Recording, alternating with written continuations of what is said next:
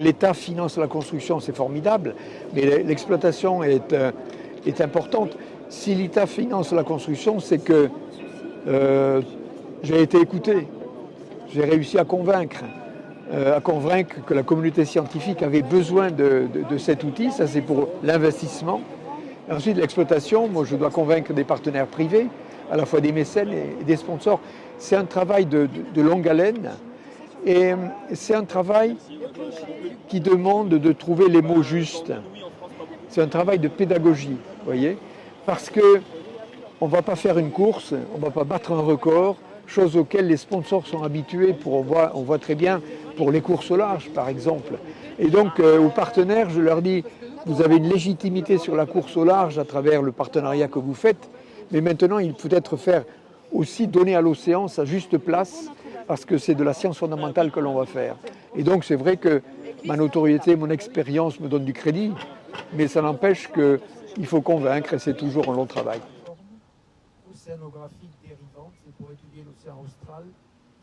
Tout le monde est conscient, surtout si on parle à l'échelle planétaire, de l'été qu'on vient de connaître, ces inondations monstrueuses. Les tempêtes tropicales dans les régions de la Caraïbe, de la Floride deviennent des cyclones meurtriers aujourd'hui. Donc on est monté à 1 degré. Moi, effectivement, je parlais d'une fébricule de la Terre, elle a une fièvre chronique. Sa température normale, c'est 37, elle a pris 1 degré, elle a 38. Vous voyez ce que c'est 38? Et si on ne soigne pas cette fièvre chronique, on va vers des complications. On est là aujourd'hui. On n'a pas la notion de la quantité d'énergie que l'on consomme. C'est tellement facile, vous voyez. En économie, il y a le dollar, l'euro. Vous dites 1 million de dollars, ah oui.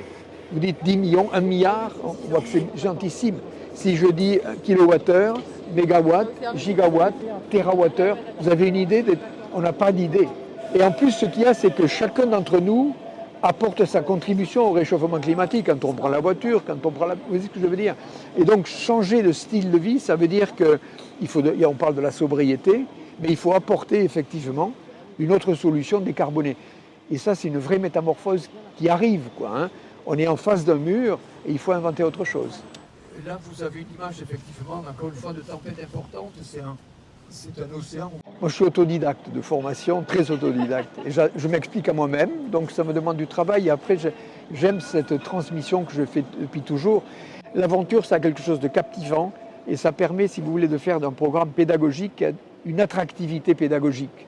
Et ça va nous permettre de parler, on a dit du climat, parce que c'est le puits de carbone qu'on va étudier, mais deuxièmement aussi, on va étudier cette biosphère.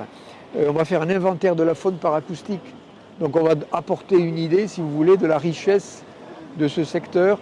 Et donc toutes ces expéditions sont des supports pédagogiques qui sont extrêmement attrayants.